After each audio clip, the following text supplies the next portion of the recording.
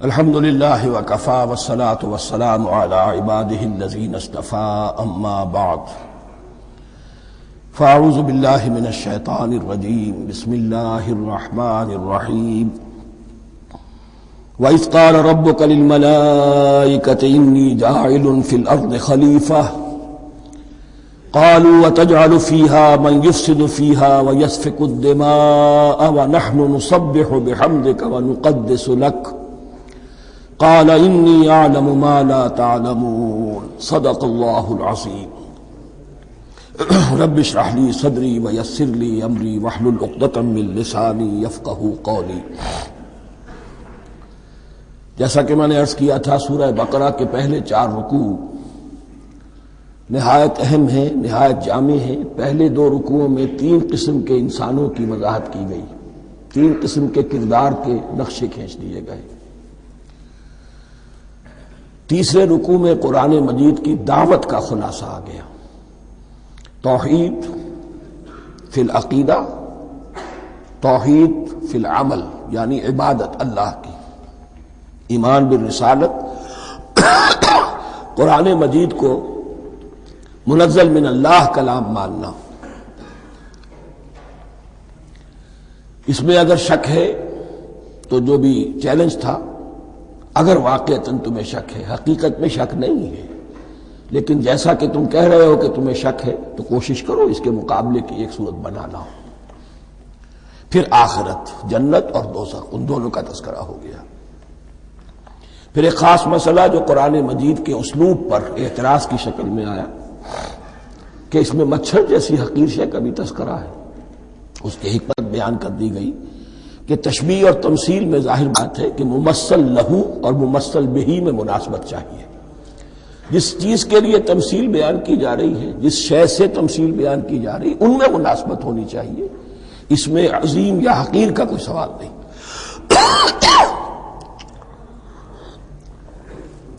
پھر یہ بات کہ جن لوگوں کے دلوں میں زیغ ہے، کجی ہے، وہ اس قرآن سے بھی ان کی ضلالت میں، گمراہی میں اضافہ ہوگا۔ جو لوگ طالب حق ہیں ان کو یہ قرآن مجید ہدایت دے گا، اور کن کو اللہ گمراہ کرتا ہے؟ جو سرکش ہے، جو نمبر 1 اللہ سے جو عہد کر کے دنیا میں آئے تھے اس کی خلاف ورزی کر رہے ہیں اور صلہ رحمی کے بجائے قطع رحمی کرتے ہیں۔ اس کے بعد ایک بہت اہم فلسفیانہ بات آ گئی، اور اسی کے ضمن میں میں نے اصل میں یہ ساری بات دہرائی ہے۔ میں نے کہا تھا کہ یہ بات واضح ہوگی آگے جا کر سورہ غافر میں۔ پھر ذہن میں لائیے کہ جب یہ سورت نازل ہوئی ہے، سورہ غافر نازل ہو چکی تھی، لہذا یہاں اجمالی تذکرہ ہے، وہاں تفصیلی تذکرہ ہے۔ اہل جہنم کا قول نقل ہوا ہے، ربنا امتنا اثنتین واحییتنا اثنتین فاعترفنا بذنوبنا فہل الی خروج من سبیل۔ اے اللہ، تو نے 2 مرتبہ ہم پر موت وارد کی، 2 مرتبہ ہمیں زندہ کیا، اب ہم نے اپنے قصور تسلیم کر لیے، تو اب یہاں سے بھی کوئی اور مرحلہ ہے یا نہیں؟ یہاں سے نکلنے کا بھی کوئی راستہ ہے یا نہیں؟ اس سے حقیقت یہ واضح ہوئی، انسان کی تخلیق اول ہوئی عالم ارواح میں، صرف ارواح کی حیثیت سے، اور حدیث میں آتا ہے الارواح جنود مجندہ، لشکروں کی شکل، تمام انسان۔ ان سے عہد لیا گیا الست بربکم قالوا بلی، پھر سلا دیا گیا ارواح کو۔ یہ گویا کہ پہلی موت تھی جو ہم گزار آئے۔ پھر عالم خلق کا مرحلہ آیا۔ عالم خلق میں یہ تناسل کے ذریعے سے رحم مادر میں جب ایک جنین تیار ہوتا ہے تو ایک حدیث ہے حضرت عبداللہ ابن مسعود سے، 4 مہینے کا جب جنین ہو جاتا ہے تو اس کے بعد وہ روح لا کر اس میں پھونک دی جاتی ہے۔ یہ گویا کہ احیاء اولا ہو گیا، پہلی مرتبہ کا زندہ کیا جانا، پہلی موت کی نیند سے جگا دیا گیا۔ اے تازہ واردان بساط ہوائے دل، اب ہم اس دنیا میں اس جسد کے ساتھ زندہ ہوئے، اب پھر موت آئے گی، جسد یہی چلا جائے گا جہاں سے آیا تھا، روح جہاں سے آئی تھی وہاں واپس جائے گی. ثم یمیتکم ثم یحییکم ثم الیہ ترجعون، پھر تمہیں اللہ کی طرف لوٹا دیا جائے گا. یہ ہے بہت گہرا نقطہ فلسفہ دین کا. اس کے بعد مضمون شروع ہو رہا ہے خلافت کا، جس کا اجمالی جو ہے تذکرہ تیسرے رکوع کی آخری آیت میں آ گیا. هو الذی خلق لکم ما فی الارض جمیعا،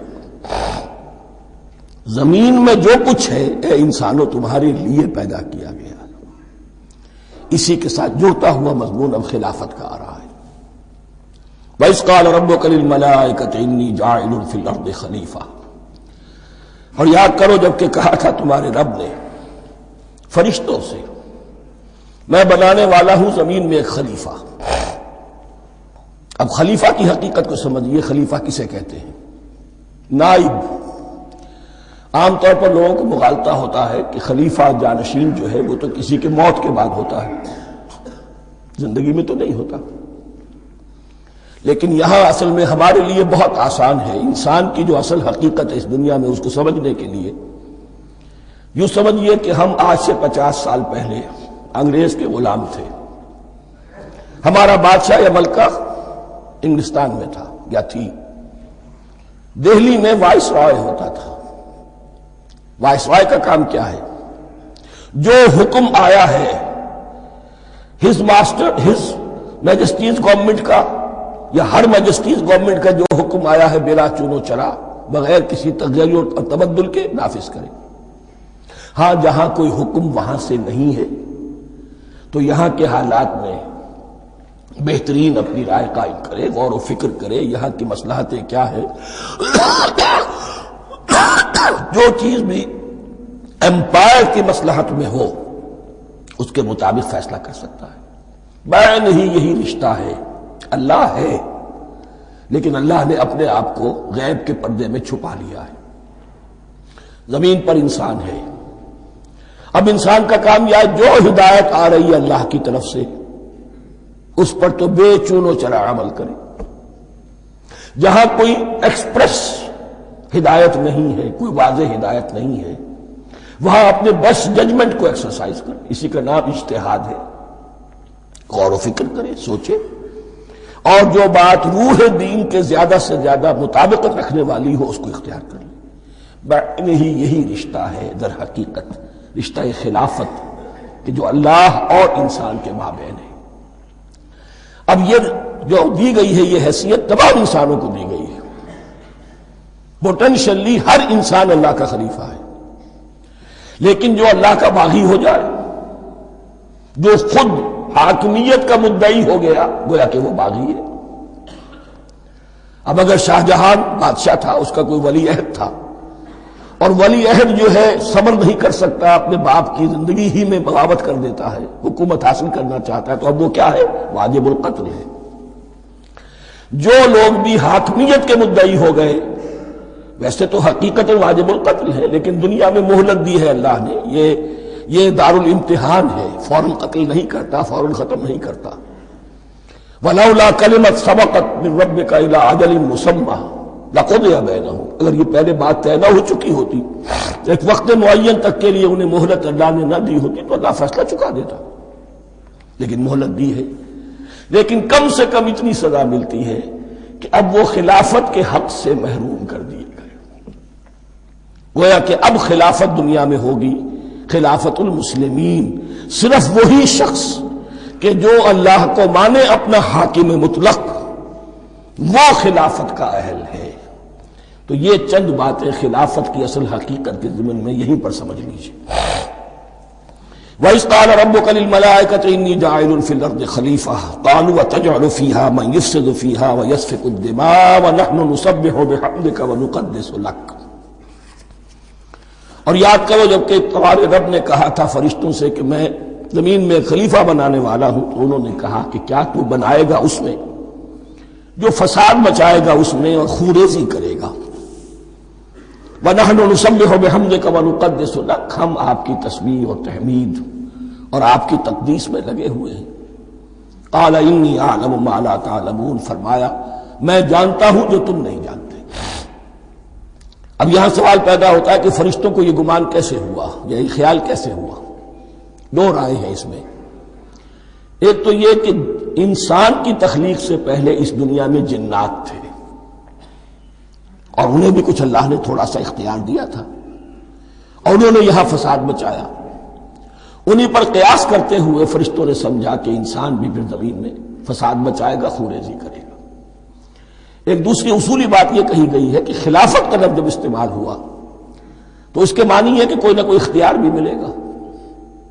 جنات کے بارے میں خلافت کا لفظ کہیں نہیں آیا، انسان کے بارے میں آ رہا ہے۔ خلیفہ بالکل بے اختیار نہیں ہوتا، جیسا کہ میں نے عرض کیا، جہاں واضح حکم ہے تو اس کی تو تنفیذ، جہاں نہیں ہے وہاں اپنی رائے سے جتنا بھی بہتر سے بہتر سوچ سکتا ہو انسان رائے قائم کرے۔ یہ اختیار جو ہے، ظاہر بات ہے جہاں اختیار ہوگا صحیح استعمال ہونے کا بھی امکان ہے، غلط استعمال ہونے کا بھی امکان ہے۔ اختیار تو بلکہ یہ کہ آپ کا پولیٹیکل سائنس کا تو ایکسیم یہ ہے، authority turns to corrupt and absolute authority corrupts absolutely۔ تو ٹینڈنسی کرپشن کی ہوتی ہے اختیار کے اندر۔ اس بنا پر انہوں نے قیاس کیا کہ اس میں فساد ہوگا، خوریزی ہوگی۔ اللہ تعالیٰ نے فرمایا اپنی حکمتوں سے میں خود واقف ہوں، میں کیوں بنا رہا ہوں یہ میں جانتا ہوں، تم نہیں جانتے۔ وَعَلَّمَ آدَمَ الْأَسْمَاءَ كُلَّهَا، اور اللہ نے سکھا دیے آدم کو تمام کے تمام نام۔ اب اس میں بھی ایک رائے تو یہ ہے، بلکہ اس میں تقریباً اجماع ہے مفسرین کا، کہ اس سے مراد ہے تمام اشیاء کے نام، اور تمام اشیاء کے نام سے مراد ہے ان کی حقیقت کا علم۔ ہیومن نالج جو ہے، اگر آپ اس کا تجزیہ کریں گے تو وہ یہی ہے کہ انسان ایک چیز کو پہچانتا ہے، پھر اس کے لیے ایک نام رکھتا ہے یا کوئی ٹرم اس کے لیے قائم کرتا ہے۔ اس نام یا ٹرم اور اس کے حوالے سے، اصطلاح کے حوالے سے بہت سے حقائق کو اپنے ذہن کے اندر محفوظ کرتا ہے۔ تو گویا کہ ان علمہ آدم الاسماء کلہا، تمام نام سکھا دیے کل مادی کائنات کے اندر جو کچھ وجود میں آنے والا تھا، ان سب کی حقیقت سے پوٹینشلی حضرت آدم کو آگاہ کر دیا۔ یہ پوٹینشل علم ہے، ہیومن نالج، جو ایکوائرڈ نالج ہے، جو انسان کو سم اور بسم اور اپنے اس دماغ کے کمپیوٹر کے ذریعے سے حاصل ہوتا ہے۔ ایک ہے ریویلڈ نالج جو اللہ وحی کے ذریعے سے بھیجتا ہے، ایک ہے ایکوائرڈ نالج، انسان خود علم حاصل کرتا ہے۔ اس نے آنکھوں سے دیکھا، کان سے سنا، نتیجہ نکالا، اور اس کمپیوٹر نے اس کو پروسیس کیا، اس نتیجے کو کہیں میموری کے اندر سٹور کر لیا۔ یہ کمپیوٹر ہے بہت بڑا۔ پھر کچھ اور دیکھا، کچھ اور سنا، کچھ چھو کر معلوم ہوا، کچھ چکھ کر معلوم ہوا، کچھ سونگھ کر معلوم ہوا، کوئی اور نتیجہ نکلا، اسے وہ پاسٹ میموری کے ساتھ اس کو ٹیلی کیا اور نتیجہ نکالا۔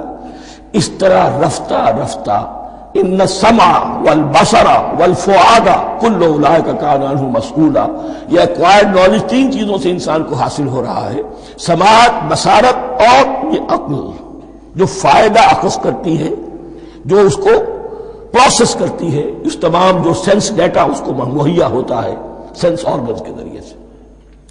یہ علم ہے جو پوٹینشلی حضرت آدم کو دے دیا گیا۔ اس کی ایکسفولیشن ہو رہی ہے، اب درجہ بدرجہ وہ علم پھیل رہا ہے، بڑھ رہا ہے، اور بڑھتے بڑھتے کہاں تک پہنچے گا ہم کچھ نہیں کہہ سکتے۔ کہاں سے کہاں پہنچ گیا انسان۔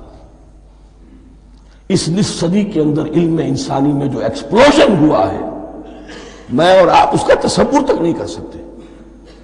اکثر بڑے بڑے جو سائنسدان ہیں انہیں تصور نہیں ہے، اس لیے کہ ایک شخص اپنی لائن فزکس کے بارے میں جانتا ہے کیا کچھ ہو گیا، کیا فزکس کی بھی کسی شاخ کے بارے میں جانتا ہے، باقی دوسری جو لائن ہے اسے کچھ پتہ نہیں۔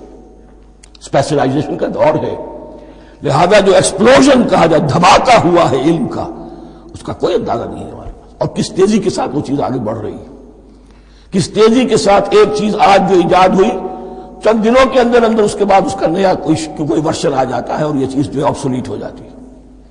کمیونیکیشن کے اندر جو انقلاب عظیم برپا ہوا، تو آپ یہ سمجھیے کہ اقبال نے جو شعر کبھی کہا تھا کہ عروج آدم خاکی سے انجم سہنے جاتے ہیں کہ یہ ٹوٹا ہوا تارا مہ کابل نہ بن جائے۔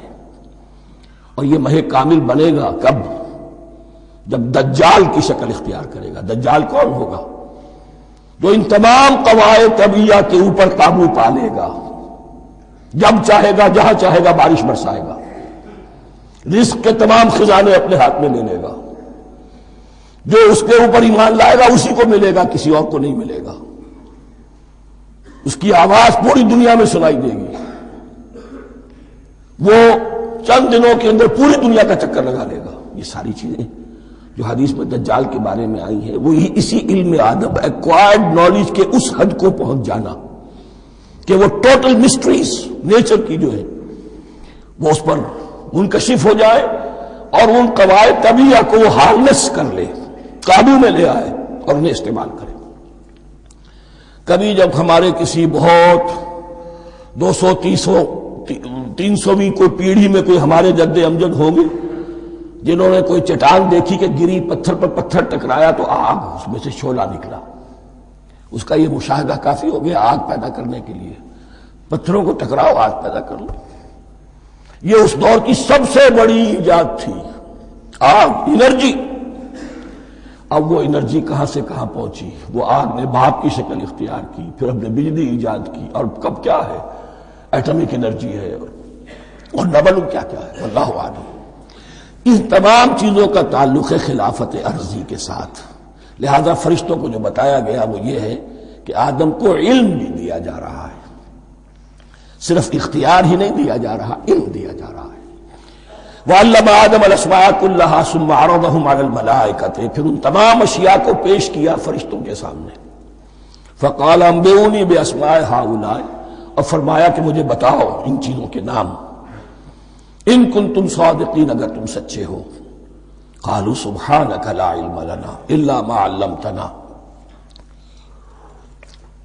انہوں نے کہا پروردگار تو پاک ہے ہر نقص سے، ہر عیب سے، ہر ضعف سے، ہر احتیاج سے، مبرہ ہے، منزہ ہے، اعلیٰ ہے، عرفہ ہے۔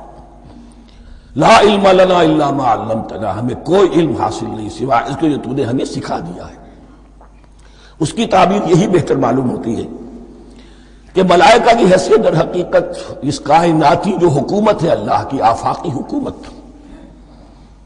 اس کے کارندوں کی ہے، یا اس کے سول سرونٹس ہیں، تو ہر ایک کو صرف اس کے شعبے کے متعلق علم دیا گیا ہے، علم جامع نہیں ہے، تمام چیزوں کا علم یہ معلوم کرنے کی استعداد ان کے پاس نہیں ہے۔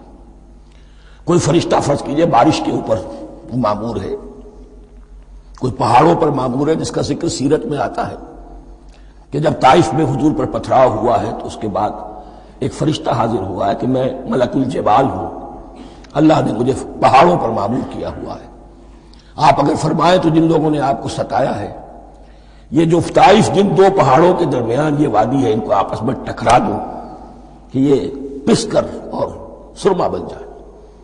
آپ نے فرمایا نہیں، کیا عجب، اللہ تعالیٰ ان کی اگلی نسلوں کو ہدایت دے دے۔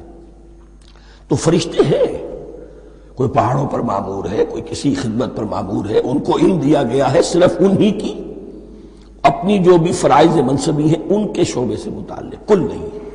جامعیت جو ہے علم کی وہ ہے کہ جو حضرت آدم علیہ السلام کو پوٹینشلی دے دی گئی اور جو اب بڑھتے بڑھتے ایک بہت جلاور درخت بن چکا ہے۔ سبحانک لا علم لنا الا ما علمتنا انک انت العلیم الحکیم، یقیناً آپ ہی کی ذات ہے جو کل کے کل علم کی حامل ہے اور جس کے اوپر حکمت بھی، جس کی حکمت بھی کامل ہے، باقی تو ہر مخلوق میں سے ہر ایک کا علم ناقص رہے گا۔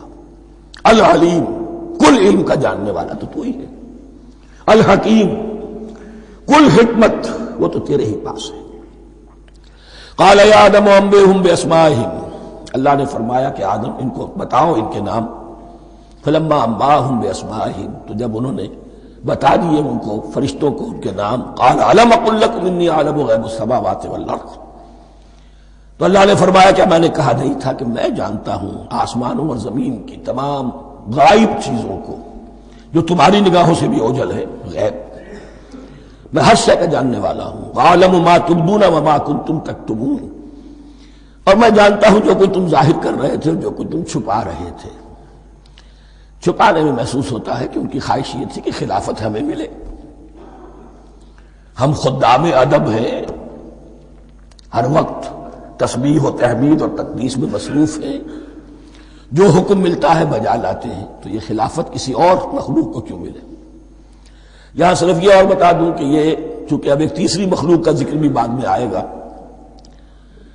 3 صاحب تشخص مخلوقات ہیں اللہ کی، صاحب تشخص، صاحب شعور، جن میں میں کا شعور ہے، انا، میں. ایک ملائکہ ہے، ان کی تخلیق نور سے ہوئی ہے. ایک انسان ہے جن کی تخلیق گارے سے ہوئی ہے.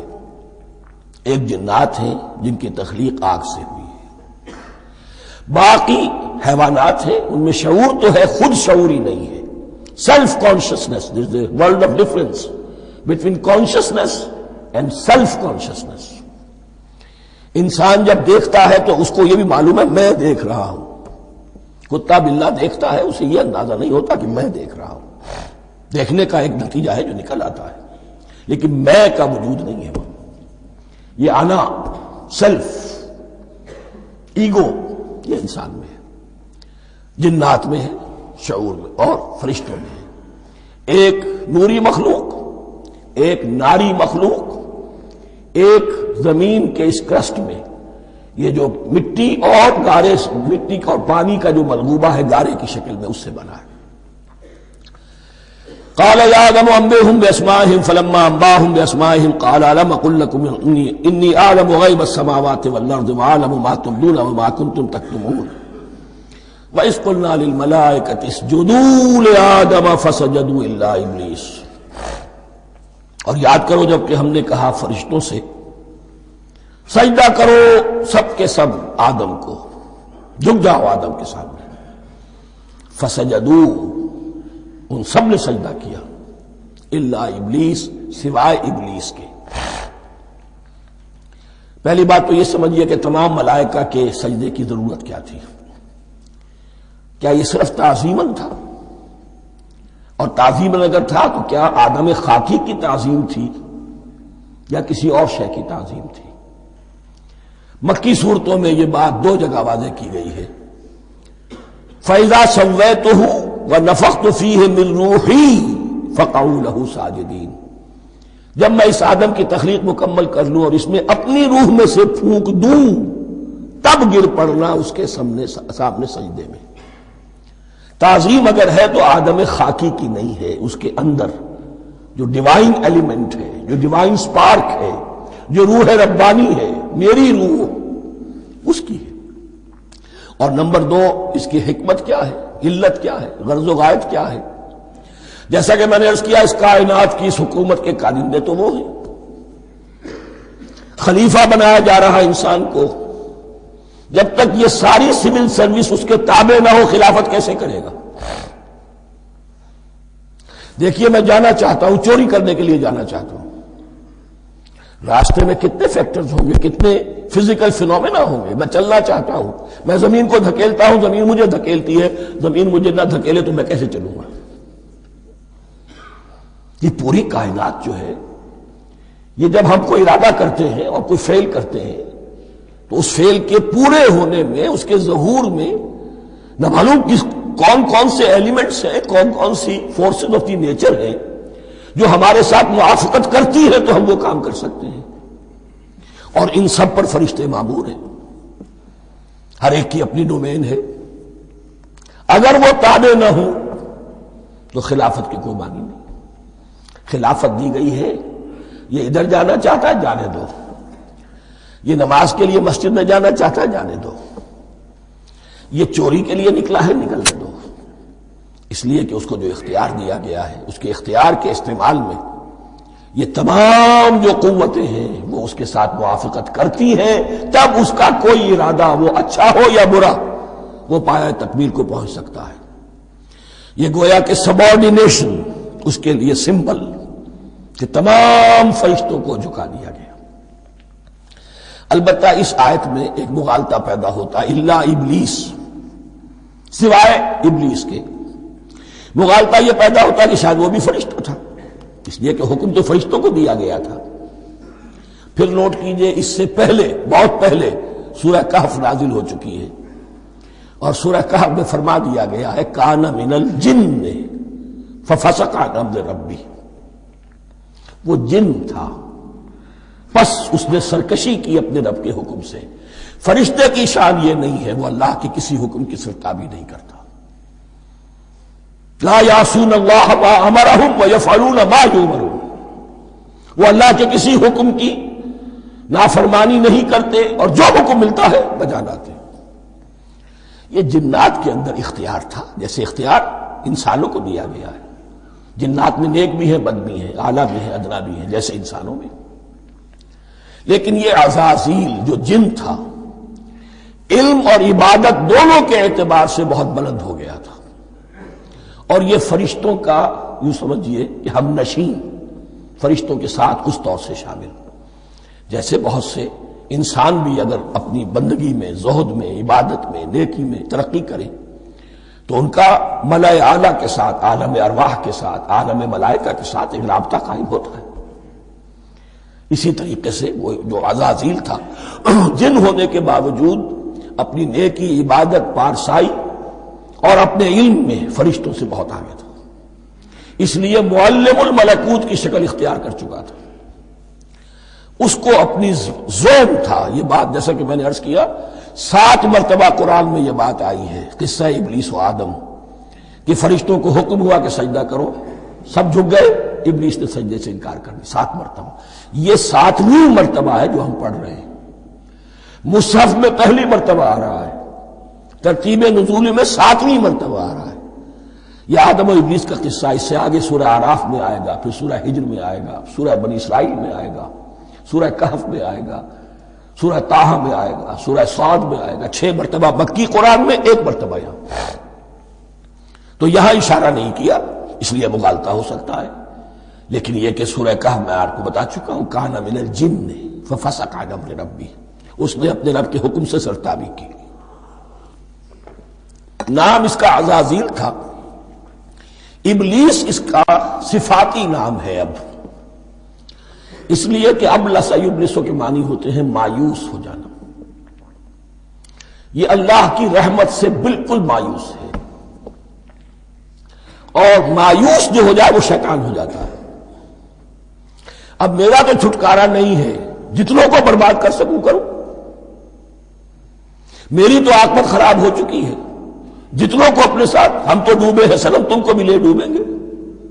اب وہ شیطان اس معنی میں کہ انسان کی عداوت اس کی گھٹی میں پڑ گئی، اس نے اللہ سے پھر اجازت بھی لی کہ مجھے مہلت دے دے، یوم یبعثون، قیامت تک کے دن کے لیے، تو میں ثابت کر دوں گا کہ یہ آدم اس رتبے کا حقدار نہ تھا، مستحق نہ تھا جو اسے دیا گیا۔ انا خیر منہ، میں اس سے بہتر ہوں، خلقتنی من نار وخلقتہ من طین، تو نے مجھے آگ سے بنایا، اسے گارے سے بنایا۔ لیکن یہ تکبر ہے در حقیقت کہ جس نے اسے راندہ درگاہ حق کر دیا۔ وَإِذْ قُلْنَا لِلْمَلَائِكَةِ اسْجُدُوا لِآدَمَ فَسَجَدُوا إِلَّا إِبْلِيسَ أَبَىٰ وَاسْتَكْبَرَ، ابا اس نے انکار کیا، واستکبر اور تکبر کیا، استکبار کیا، وَكَانَ مِنَ الْكَافِرِينَ۔ کانا عربی زبان میں 2 طرح کا ہوتا ہے، تامہ، ناقصہ۔ ایک معنی یہ ہو سکتے ہیں کہ ہو گیا، اب اپنے اس استکبار اور انکار کی وجہ سے کانا من الکافرین، وہ کافروں میں سے ہو گیا۔ ایک کانا تامہ ہوتا تھا ہی کافروں میں سے، یعنی اس کے اندر سرکشی چھپی ہوئی تھی، اب ظاہر ہو گئی۔ یہ معاملہ ہوتا ہے، کسی شخص کی بدنیتی اس کے اوپر پردے پڑے رہتے ہیں نیکی کے، زہد کے، کسی خاص وقت میں آ کر وہ ننگا ہو جاتا ہے، اور جو اس کے اندر تھا اصل، اس کی حقیقت، وہ سامنے آ جاتی ہے۔ اس کا امکان ہے، تو دونوں معنی اس کے ہو سکتے ہیں۔ وَقُلْنَا يَا آدَمُ اسْكُنْ أَنْتَ وَزَوْجُكَ الْجَنَّةَ، اور ہم نے کہا کہ اے آدم رہو تم اور تمہاری بیوی جنت میں۔ اب یہ جنت کون سی ہے؟ اکثر حضرات کے نام کر کے نزدیک یہ جنت کہیں آسمان ہی میں تھی، آسمان ہی میں حضرت آدم کی تخلیق ہوئی۔ البتہ یہ سب مانتے ہیں کہ ایک وہ جنت الفردوس جو ہے جس میں جانے کے بعد پھر واپس نکلنے کا کوئی امکان نہیں، یہ وہ جنت نہیں ہے جس میں کہ آخرت میں لوگوں کو جا کر داخل ہونا ہے، اس میں داخل ہونے والے کے نکلنے کا کوئی امکان نہیں۔ ایک رائے یہ بھی ہے، میرا رجحان اس رائے کی طرف ہے، تخلیق آدم اسی زمین پر ہوئی ہے، وہ جن مراحل سے گزری ہے تخلیق وہ ایک علیحدہ مسئلہ ہے۔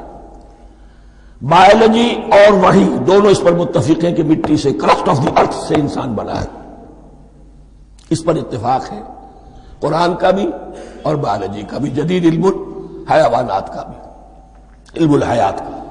سٹیجز کیا ہیں اس میں اختلاف ہو سکتا ہے، اس کو چھوڑ دیجئے، وہ اس وقت کا بحث نہیں ہے۔ یہی کسی اونچے مقام پر کوئی سرسبز و شاداب علاقہ تھا جہاں حضرت آدم کو رکھا گیا، جہاں ہر طرح کے میوے تھے، ہر شے، لا تظمأ فیہا ولا تضحیٰ، نہ اس میں بھوک لگے گی، نہ دھوپ تمہیں ستائے گی، ہر طرح کی چیز تمہیں فراہم ہے، وہاں رکھے گئے ہیں صرف ایک ڈیمانسٹریشن کے لیے کہ انہیں نظر آ جائے کہ شیطان میرا دشمن ہے، وہ مجھے ورغلائے گا، طرح طرح سے میرے اندر وسوسہ اندازی کرے گا، میرے اور میری اولاد کے، صرف ایک ڈیمانسٹریشن۔ اس کی مثال یوں سمجھیے کہ سلیکشن تو ہو گیا، سی ایس پی گریڈ میں کوئی شخص آ گیا ہے، لیکن اب وہ سول سروس اکیڈمی میں رکھا جا رہا ہے۔ تو یہ کوئی اکیڈمی ہو سکتا ہے اسی زمین پر ہو، صرف بتانا یہ تھا کہ تمہیں معلوم ہو جائے کہ یہ شیطان تمہارا دشمن ہے۔ اس لیے کہ اس میں جو ایک لفظ حبوط کا آ رہا ہے، وہ حبوط صرف ایک ہی معنی میں نہیں ہوتا، دوسری معنی میں بھی ہے، واللہ عالم۔ یہ چیزیں پھر متشابہات میں رہیں گی، اس لیے ان کے بارے میں کوئی ایک رائے دوسری رائے، اس کے لیے ذہن سے، عقل سے بات کر کے ایک یا دوسری رائے اختیار کر سکتے ہیں۔ وَقُلْنَا يَا آدَمُ اسْكُنْ أَنْتَ وَزَوْجُكَ الْجَنَّةَ، اور ہم نے کہا کہ رہو اے آدم تم بھی اور تمہاری بیوی بھی باغ میں، اس باغ میں، الجنہ اس باغ میں، گویا کہ اشارہ کیا جا رہا ہے۔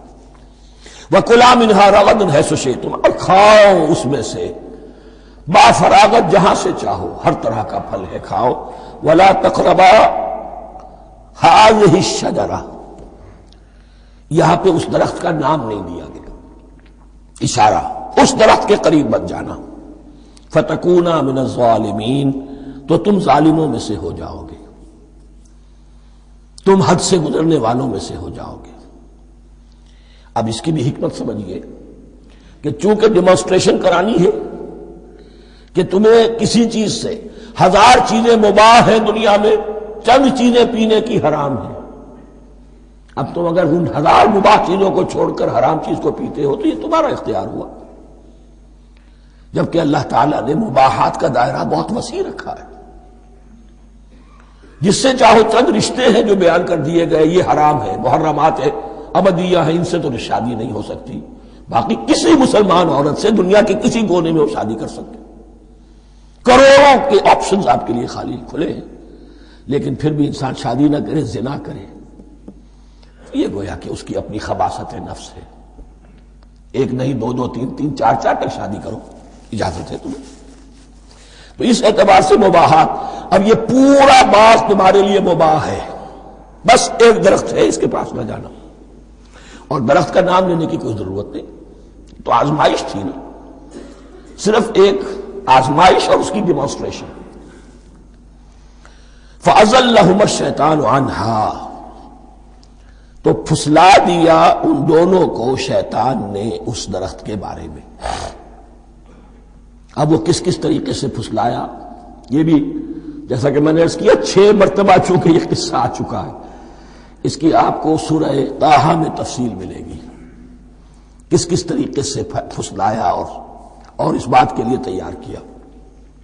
فَأَخْرَجَهُمَا مِمَّا كَانَا فِيهِ، تو نکلوا دیا ان دونوں کو اس کیفیت میں سے جس میں کہ وہ تھے، وہ کیفیت کہ نہ کوئی مشقت ہے، نہ کوئی محنت ہے، اور انسان کو ہر طرح کا اچھے سے اچھا پھل مل رہا ہے، تمام ضروریات فراہم ہیں، اور خاص کوئی حلۂ جنت ہے جس کا کہ لباس بھی عطا کیا گیا ہے، لیکن ان کیفیات سے اب نکال کر، اب جسے آپ کہیں گے بٹر فیکٹس آف لائف، اچھا اب جاؤ، یہ ڈیمانسٹریشن کرنی تھی، ہو گئی، شیطان تمہارا دشمن ہے، تمہارا اور تمہاری نسل کا، شیطان لعین، اور وہ تمہیں پھسلائے گا جیسے آج پھسلایا ہے۔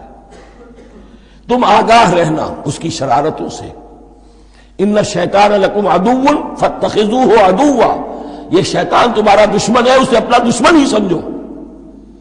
لیکن یہ ہے کہ اگر کچھ لوگ اسے دوست بنا لیں، اس کے ایجنٹ بن جائیں، اس کے کارندے بن جائیں، یہ ان کا چوائس ہے جس کی سزا انہیں ملے گی۔ فَأَخْرَجَهُمَا مِمَّا كَانَا فِيهِ وَقُلْنَا اهْبِطُوا بَعْضُكُمْ لِبَعْضٍ عَدُوٌّ، اور ہم نے کہا اترو، تم سب ایک دوسرے کے دشمن ہوگے۔ اب یہ چونکہ جمع کا صیغہ آیا ہے، ایک دوسرے کے دشمن ہوگے، تو ایک دشمنی تو شیطان اور آدم اور ذریت آدم کی ہے، ایک اور دشمنی بھی ہے جو انسان میں مرد اور عورت کے مابین ہے۔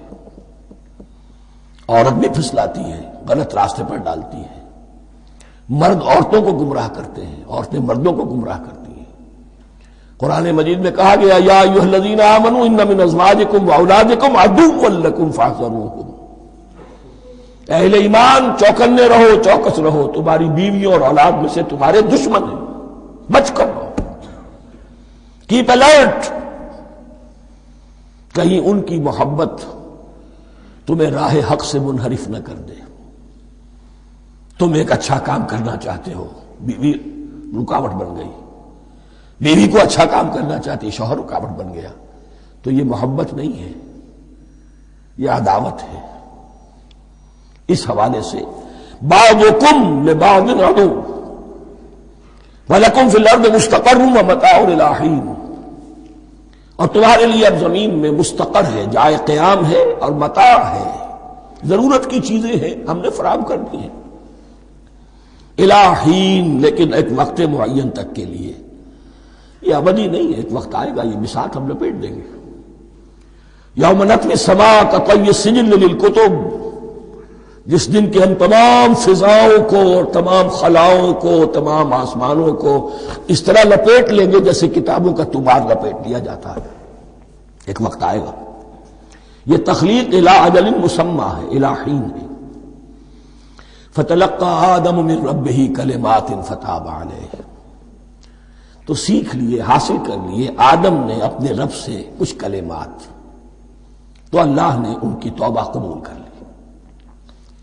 اب اس کی وضاحت سورہ اعراف میں ہے، یہ تو چونکہ پس منظر میں وہ 2/3 قرآن موجود ہے، اس کی وضاحت کیا ہے کہ حضرت آدم میں سخت پشیمانی پیدا ہوئی ہے، میں نے کیا کیا، مجھ سے خطا سرزد ہو گئی، اللہ کے حکم کی میں نے خلاف ورزی کی، لیکن ان کے پاس الفاظ نہیں تھے کن الفاظ میں اللہ سے استغفار کریں، کن الفاظ میں اللہ سے معافی چاہیں۔ اللہ کی رحمت یہ ہوئی کہ اللہ نے الفاظ انہیں خود تلقین فرما دی، یہ اللہ کی شان رحیمی ہے۔ اصل شے جو ہے وہ انسان کے اندر گناہ پر ندامت کا پیدا ہو جانا ہے، یہ اصل توبہ ہے۔ علامہ اقبال نے جو بڑی اپنی آغاز عنفوان شباب میں جو اشعار کہے تھے، ان میں سے ایک شعر کو سن کر پھڑک اٹھے تھے اس وقت کے اساتذہ بھی، موتی سمجھ کے شان کریمی نے چن لیے قطرے جو تھے میرے عرق انفعال کے، انفعال کہتے ہیں شرمندگی کو، شرمندگی سے میری پیشانی پر جو پسینے کے قطرے نمودار ہو گئے، میرے پروردگار کو وہ اتنے عزیز ہوئے، اس نے انہیں موتی کی طرح چن لیا، موتی سمجھ کے شان کریمی نے چن لیے قطرے جو تھے میرے عرق انفعال کے۔ تو فتلقى آدم من ربہ کلمات، ان پر پچھتاوا ہوا، ندامت ہوئی، اللہ نے انہیں الفاظ، وہ الفاظ کیا تھے وہ سورہ اعراف میں ہیں، ربنا ظلمنا انفسنا وان لم تغفر لنا وترحمنا لنکونن من الخاسرین، اے اللہ ہم نے اپنی جانوں پر ظلم کیا ہے، اور اگر تو نے ہمیں بخش نہ دیا اور رحم نہ فرمایا تو ہم تو خسارہ والوں میں ہو جائیں گے، تباہ ہو جائیں گے، برباد ہو جائیں گے۔ یہی پر فوری تقابل موجود ہے، غلطی ابلیس سے بھی ہوئی، حکم سے سرتابی ہوئی، لیکن اس پر ندامت نہیں ہوئی، تکبر کی بنا پر اور اکڑ گیا، انا خیر منہ۔ غلطی آدم سے بھی ہوئی، نافرمانی ہوئی، لیکن اس پر پشیمان ہوئے اور توبہ کی۔ وہ شیطنت ہے، یہ آدمیت ہے، ورنہ کوئی انسان گناہ سے اور معصیت سے مبرہ نہیں ہے۔ حضور کی ایک حدیث ہے کل بنی آدم کلکم خطاؤون کل بنی آدم خطاؤون وخیر الخطائین التوابون، آدم کے تمام اولاد تمام انسان خطا کار ہیں، ان خطا کاروں میں بہتر وہ ہیں، اچھے وہ ہیں جو توبہ کرتے ہیں۔ تو یہاں حضرت آدم سے غلطی ہوئی، انہوں نے توبہ کی، پشیمانی ہوئی، ندامت ہوئی، اس نے کی اور اس پر جم گیا، اصرار کیا۔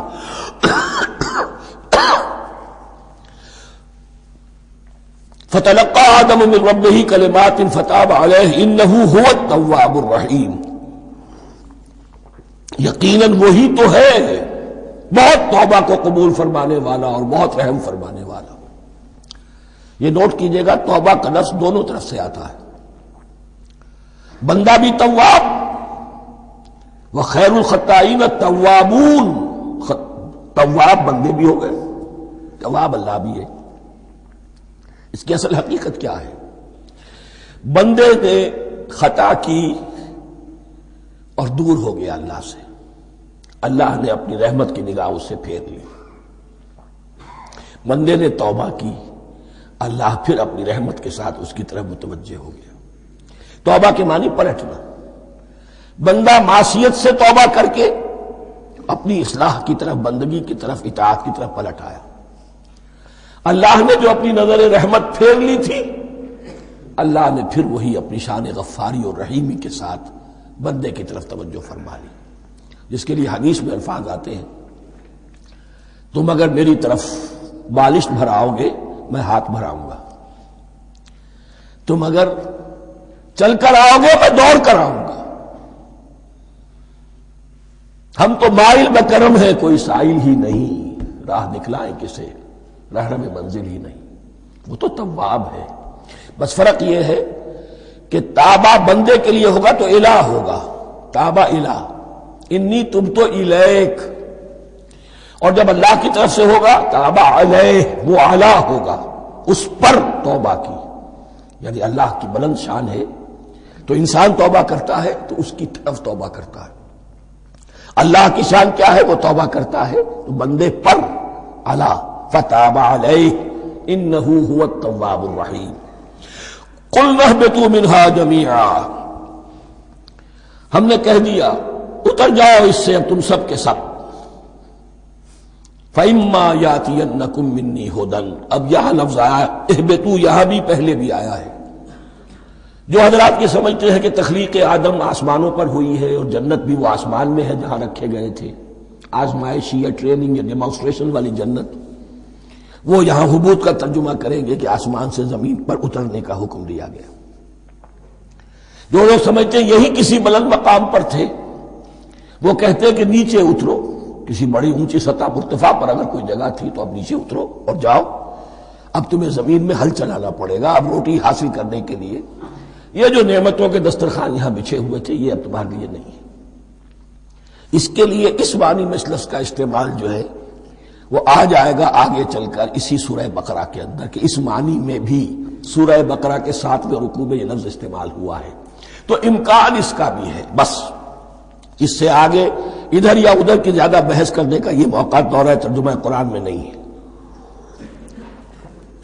قُلْ اهْبِطُوا مِنْهَا جَمِيعًا فَإِمَّا يَأْتِيَنَّكُم مِّنِّي هُدًى فَمَن تَبِعَ هُدَايَ فَلَا خَوْفٌ عَلَيْهِمْ وَلَا هُمْ يَحْزَنُونَ، تو جب بھی آئے گی تمہارے پاس میری جانب سے کوئی ہدایت، تو جو کوئی میری ہدایت کی پیروی کرے گا اس کے لیے نہ خوف ہوگا اور نہ وہ حزن سے دوچار ہوگے۔ یہ ہے علم انسانی کا دوسرا گوشہ، ریویلڈ نالج۔ اس چوتھے رکوع کی جو حسن ہے اسے دیکھیے، شروع میں ایکوائرڈ نالج کا ذکر ہے جو پوٹینشلی حضرت آدم کی ذات میں رکھ دیا گیا، اور جو انسان نے پھر اپنی محنت سے ان السمع والبصر والفؤاد اس کے ذریعے سے آگے بڑھایا۔ یہ علم ہے چل رہا ہے، آج مغربی اقوام ہم سے بہت آگے ہیں، کبھی ایک زمانے میں مسلمان آگے نکل گئے تھے، لیکن ظاہر بات ہے کہ اس دنیا میں عروج تو انہی کو ہوگا جو ان چیزوں میں سب سے زیادہ جس کی آگہی حاصل ہوگی۔ البتہ ایک علم وہ ہے جو آسمان سے نازل ہوتا ہے، یہ گیون ہے، ریویلڈ نالج ہے، یہ وحی ہے۔ فَإِمَّا يَأْتِيَنَّكُم مِّنِّي هُدًى، تمہارے مقام خلافت کا تقاضا یہ ہے جو احکام ہمارے آئے، جو ہدایات ہم بھیجیں، ان کو تو پوری طریقے سے اس کی پیروی کرو۔ فَمَن تَبِعَ ہدایا، تو جو کوئی بھی میری ہدایت کی پیروی کرے گا، فَلَا خَوْفٌ عَلَيْهِمْ وَلَا هُمْ يَحْزَنُونَ وَالَّذِينَ كَفَرُوا، اور جو ناشکری کریں گے، کفر کریں گے، انکار کریں گے، وَكَذَّبُوا بِآيَاتِنَا، اور ہماری آیات کو جھٹلائیں گے، فَأُولَٰئِكَ أَصْحَابُ النَّارِ هُمْ فِيهَا خَالِدُونَ، تو وہ جہنمی ہوں گے، آگ والے ہوں گے، اس میں ہمیشہ رہیں گے۔ یہ ہے گویا کہ چارٹر، اس نوع انسانی کو جو ابدی چارٹر اللہ نے دیا ہے۔ جبکہ زمین کا چارج دے دیا گیا خلیفہ کی حیثیت سے۔ یہاں یہ 4 رکوع جو ہے سورہ بقرہ کے، جو میں نے عرض کیا تھا، قرآن کی دعوت، قرآن کا بنیادی فلسفہ، اس پر یہ جام ہے، اور یہ مکی صورتوں کے مضامین کا خلاصہ۔ اب یہاں سے شروع ہو رہا ہے 5ویں رکوع سے مسلسل 10 رکوع، مسلسل خطاب ہے بنی اسرائیل سے۔ البتہ ان میں ایک تقسیم ہے، پہلے رکوع میں دعوت ہے۔ دعوت جب ہوتی ہے تو آمادہ کرنا، تشویق، ترغیب، دل جوئی، نرمی، یہ دعوت کے اجزاء لا ينفک ہیں، اس کے بغیر دعوت مؤثر نہیں ہوتی۔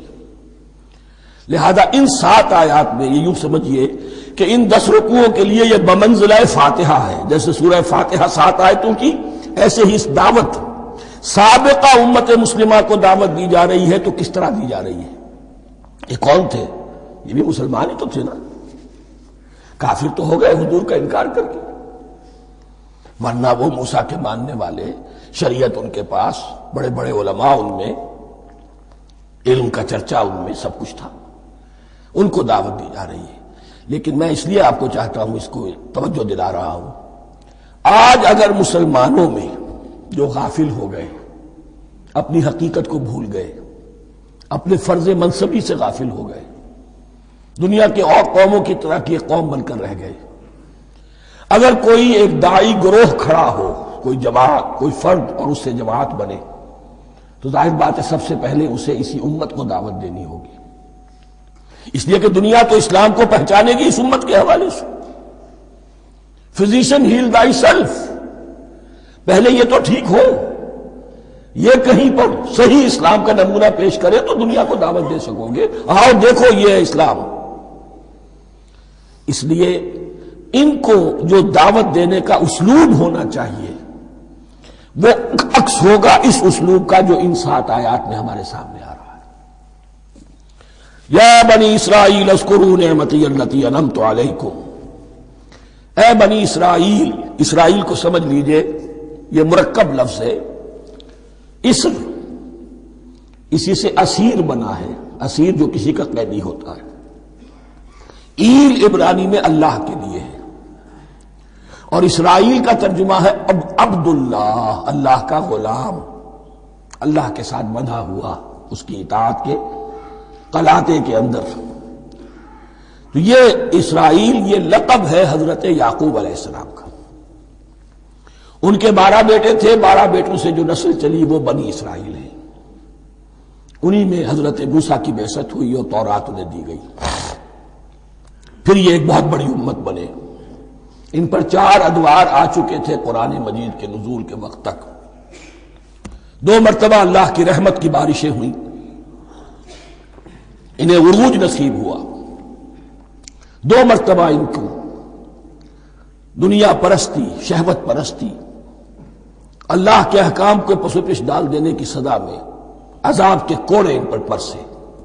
اس کا ذکر آئے گا سورہ بنی اسرائیل کے پہلے رکوع میں۔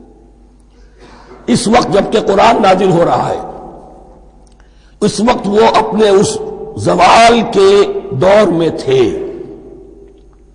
حال یہ تھا کہ حضور صلی اللہ علیہ وسلم کی بعثت سے پہلے ہی 2nd ٹیمپل بھی شہید کیا جا چکا تھا، گرایا جا چکا تھا۔ حضرت سلیمان نے جو بنایا تھا ہیکل سلیمانی، جس کو یہ 1st ٹیمپل کہتے ہیں، اسے نبوکدنضر نے گرا دیا تھا حضرت مسیح سے بھی کئی 100 سال پہلے۔ لیکن اس کے بعد پھر یہ رومنز نے سن 70 عیسوی میں حضور کی ولادت سے 500 برس پہلے ان کا یہ یروشلم تباہ و برباد ہوا، اس میں لوگوں کو قتل کیا گیا، قتل عام ہوا، اور سیکنڈ ٹیمپل جو ہے وہ بھی گرا دیا گیا، جو اب تک گرا پڑا ہوا ہے۔ صرف ایک ویلنگ وال ہے جس کے پاس جا کر یہودی جو ہے ماتم کر لیتے ہیں، روتے ہیں، اور اب وہ بنانے پر تلے ہوئے ہیں اپنا تھرڈ ٹیمپل، اس کے نقشے بن چکے ہیں، بلو پرنٹ بن چکے ہیں۔ لیکن بہرحال جس وقت قرآن نازل ہو رہا تھا یہ بہت ہی پستی میں تھے۔ اس کے بارے میں فرمایا، اے بنی اسرائیل ذرا یاد کرو میرے اس انعام کو جو تم پر ہوا۔ وہ انعام کیا ہے؟ میں نے تمہیں اپنی کتاب دی، نبوت سے سرفراز فرمایا، اپنی شریعت تمہیں عطا فرمائی، تمہیں داؤد، تمہارے اندر داؤد اور سلیمان جیسے بادشاہ اٹھائے جو بادشاہ بھی تھے، نبی بھی تھے۔ وَأَوْفُوا بِعَهْدِي، اور میرے وعدے کو پورا کرو تاکہ میں بھی اپنے وعدے کو پورا کروں۔ یہ وعدہ ہے جو کتاب استثناء جو ہے اولڈ ٹیسٹمنٹ کی، ڈیوٹرونومی، اس کے 18ویں باب کی آیت نمبر 18 اور 19 میں ہے۔ حضرت موسیٰ سے خطاب کر کے اس میں اللہ نے یہ الفاظ فرمائے، میں ان کے بھائیوں میں سے تیرے مانند ایک نبی برپا کروں گا اور اس کے منہ میں اپنا کلام ڈالوں گا، اور وہ وہی کچھ بتائے گا جو میں اس سے کہوں گا۔ یہ گویا کہ حضرت موسیٰ علیہ السلام کی امت کو بتایا جا رہا تھا کہ نبی آخر الزماں آئیں گے اور تمہیں انہیں قبول کرنا ہے۔ قرآن مجید میں اس کا بڑا تفصیلی ذکر سورہ اعراف میں آئے گا انشاءاللہ، لیکن یہاں فرمایا اوفوا بعہدی اوف بعہدکم، تم میرا عہد پورا کرو، میرے اس نبی کو تسلیم کرو، اس پر ایمان لاؤ، اس پر کی صدا پر لبیک کہو، تو میں تمہیں میرے انعام و اکرام اور بڑھتے چلے جائیں گے۔ وَإِيَّايَ فَارْهَبُونِ، اور صرف مجھ سے ڈرو۔ وَآمِنُوا بِمَا أَنزَلْتُ مُصَدِّقًا لِمَا مَعَكُمْ، اور ایمان لاؤ اس پر جو میں نے نازل کیا ہے، جو تمہارے پاس جو تورات ہے اس کی تصدیق کرتے ہوئے آیا ہے۔ اس کے دو معنی ہے، ایک تو قرآن تصدیق کرتا ہے تورات کی اور انجیل کی، فیہا ھدی ونور، فیہ ھدی ونور، اور دوسرے یہ کہ قرآن اور محمد صلی اللہ علیہ وسلم ان پیشین گوئیوں کے مصداق بن کر آئے ہیں جو تورات میں تھی، ورنہ وہ پیشین گوئیاں جھوٹی ثابت ہوتی۔ ان کے مصداق کون ہے؟ قرآن اور محمد صلی اللہ علیہ وسلم، یہ دونوں معنی اس کے ہیں۔ وَآمِنُوا بِمَا أَنزَلْتُ مُصَدِّقًا لِمَا مَعَكُمْ وَلَا تَكُونُوا أَوَّلَ كَافِرٍ بِهِ، اور دیکھو تم ہی سب سے پہلے ان کا کفر کرنے والے نہ بن جاؤ۔ تمہیں تو سب کچھ معلوم تھا، تم تو منتظر تھے، تم تو آخری نبی کے انتظار میں تھے اور ان کے حوالے سے دعائیں کیا کرتے تھے کہ اللہ اس نبی آخری زمان کے واسطے سے ہماری مدد فرما اور کافروں کے مقابلے میں ہمیں فتح عطا فرما۔ یہ آئے گا آگے چل کر اسی سورہ بقرہ کے اندر۔ لیکن اب تم ہی سب سے بڑھ کر کافر ہو گئے، تم ہی سب سے بڑھ کر دشمن ہو گئے۔ وَلَا تَكُونُوا أَوَّلَ كَافِرٍ بِهِ وَلَا تَشْتَرُوا بِآيَاتِي ثَمَنًا قَلِيلًا، اور دیکھو میری ان آیات کے عوض حقیر سی قیمت قبول نہ کرو۔ یہ آیات الہیہ ہیں، ان کو رد کر رہے ہو کس لیے؟ ہماری مسندیں، ہماری حیثیت، ہماری چودراہٹیں، کہیں ان پر کوئی آنچ نہ آ جائے۔ حقیر سی چیزیں، یہ صرف اس دنیا کا سامان، اس کے سوا کچھ نہیں۔ وَلَا تَشْتَرُوا بِآيَاتِي ثَمَنًا قَلِيلًا وَإِيَّايَ فَاتَّقُونِ، اور صرف مجھ سے تقوی اختیار کرو، میرا تقوی اختیار کرو۔ وَلَا تَلْبِسُوا الْحَقَّ بِالْبَاطِلِ وَتَكْتُمُوا الْحَقَّ وَأَنْتُمْ تَعْلَمُونَ، اور نہ گڈمڈ کرو حق کے ساتھ باطل کو، اور مت چھپاؤ حق کو، ذرا حالانکہ تم جانتے ہو۔ یہ بات اچھی طرح نوٹ کرنی ہے، جانتے بوجھتے کرنا، ایک ہے مغالطے میں کرنا، وہ ضلالت ہے، گمراہی ہے۔ ایک جان بوجھ کر کرنا، حق کو پہچان کر اسے رد کرنا، یہ پھر اللہ تعالیٰ کے غضب کو دعوت دینا ہے، wrath of اللہ، اس کے غضب کو دعوت دینا ہے کہ حق کو پہچان کر اس کی نفی کی جائے۔ وَأَنْتُمْ تَعْلَمُونَ، علماء یہود قرآن مجید میں آگے چل کر آئے گا ایسے پہچانتے تھے محمد کو اور قرآن کو جیسے اپنے بیٹوں کو، یعرفونہ کما یعرفون ابناہم، ایسے پہچانتے جیسے اپنے بیٹوں کو۔ واقیموا الصلاۃ وآتوا الزکاۃ، دیکھو نماز قائم کرو، زکوٰۃ ادا کرو، وارکعوا مع الراکعین، اور جھکنے والوں کے ساتھ جھکو۔ یہ اول تو رکوع کو انہوں نے اپنے ہاں سے خارج کر دیا تھا، ثانیاً باجماعت نماز ان کے ہاں ختم ہو گئی تھی۔ وارکعوا مع الراکعین، جماعت باجماعت نماز کی طرف اشارہ ہے۔ اتامرون الناس بالبر وتنسون انفسکم، کیا تم لوگوں کو نیکی کا حکم دیتے ہو، تقوی کی، پارسائی کی تعلیم دیتے ہو؟ میں کہہ رہا ہوں نا کہ اصل میں مخاطب کون ہے؟ علماء یہود۔ اس آیت سے ثابت ہو گیا عالم ہمارا بھی جب بھی کھڑا ہوگا اونچے سے اونچا آواز کہے گا، اعلیٰ سے اعلیٰ بات کہے گا۔ اکثر و بیشتر کا حال یہ ہے کہ ان کا اپنا کردار دیکھیے تو کوئی مناسبت ہی نہیں اس سے کہ جو وہ آگے رہا، جو لوگوں کو دعوت دے رہا ہے اس پر خود عمل نہیں۔ تو یہی در حقیقت علماء یہود کا کردار بن چکا تھا۔ اتامرون الناس بالبر وتنسون انفسکم، کیا تم لوگوں کو نیکی کا حکم دیتے ہو اور خود اپنے آپ کو بھول جاتے ہو؟ وانتم تتلون الکتاب، اور یہ سب کچھ تم کر رہے ہو اس حال میں کہ کتاب پڑھتے بھی ہو، تورات پڑھتے ہو، صاحب تورات ہو۔ ہمارے بھی بہت سے علماء کا، علماء سو جنہیں ہم کہتے ہیں، حال یہ ہو چکا ہے، خود بدلتے نہیں قرآن کو بدل دیتے ہیں، ہوئے کس درجہ فقیہان حکم بے توفیق۔ جو صورتحال ہے صرف قرآن کا متن بچا ہوا ہے، اس کے مفہوم میں، اس کی تفسیر میں، اس کے ترجمے میں تو تحریفیں موجود ہیں، بڑی بڑی تحریفیں موجود ہیں، متن بچا ہوا ہے، وہ اس لیے کہ اللہ تعالیٰ نے اس کی حفاظت کا ذمہ لیا ہے۔ وَاسْتَعِینُوا بِالصَّبْرِ وَالصَّلَاةِ، اور مدد حاصل کرو دو چیزوں سے، صبر اور نماز۔ یہ صبر کا لفظ یہاں پر بہت قیمتی ہے، بہت بامانی ہے۔ علماء سو کیوں وجود میں آتے ہیں؟ جب وہ دنیا کے کتے بن جائیں گے تو وہ دین کو بدنام کرنے والے ہوں گے۔ بظاہر دینی مناسب ہیں لیکن اصل میں ان کے پردے میں دنیا داری کی جا رہی ہے، صبر نہیں۔ بس صبر کے ساتھ اور نماز کے ساتھ، اس لیے کہ آپ صحیح راستے پر آئیں گے۔ اگر کوئی عالم دین لوگوں پر تنقید کرے گا، لولا ینہاہم الربانیون والاحبار، کیوں نہیں روکتے ان کے علماء اور ان کے اولیاء اور صوفیاء ان کو حرام کھانے سے اور جھوٹ بولنے سے؟ اگر کوئی شخص روکے گا اس کو پھر نذرانے تو نہیں ملیں گے، اس کی خدمتیں تو نہیں ہوگی۔ اگر تو دنیا میں صبر اختیار کرنا ہے تب تو آپ حق بات کہہ سکتے ہیں، اور اگر دنیاوی ایمبیشنز ہیں تو پھر آپ کو کہیں نہ کہیں کمپرومائز کرنا پڑے گا۔ وَاسْتَعِینُوا بِالصَّبْرِ وَالصَّلَاةِ، صبر اور نماز۔ وَإِنَّهَا لَكَبِیرَةٌ، اور یقیناً یہ بہت بھاری شے ہے، بہت بھاری شے ہے۔ عام طور پر خیال یہ ہے کہ انہا کی ضمیر صرف صلاۃ کی طرف جاتی ہے، نماز بہت بھاری ہے۔ ایک رائے یہ ہے کہ نہیں، یہ پورے طرز عمل کی طرف جا رہی ہے، یہ طرز عمل کہ خود صبر کرو، اس دنیا میں صبر کرو، دنیا اور دنیا کے متعلقات میں کم سے کم پر قانے ہو جاؤ، اور حق کا بول بالا کرنے کے لیے میدان میں آ جاؤ، یہ طرز عمل۔ اور اس میں پھر نماز، الصلاۃ عماد الدین۔ وَإِنَّهَا لَكَبِيرَةٌ إِلَّا عَلَى الْخَاشِعِينَ، یہ یقیناً بہت بھاری چیز ہے، یہ روش، یہ رویہ بھی بہت بھاری اور نماز بھی بہت بھاری ہے، سوائے ان خشوع رکھنے والوں کے، ڈرنے والوں کے، جن کے دل جھک گئے ہیں اللہ کے سامنے۔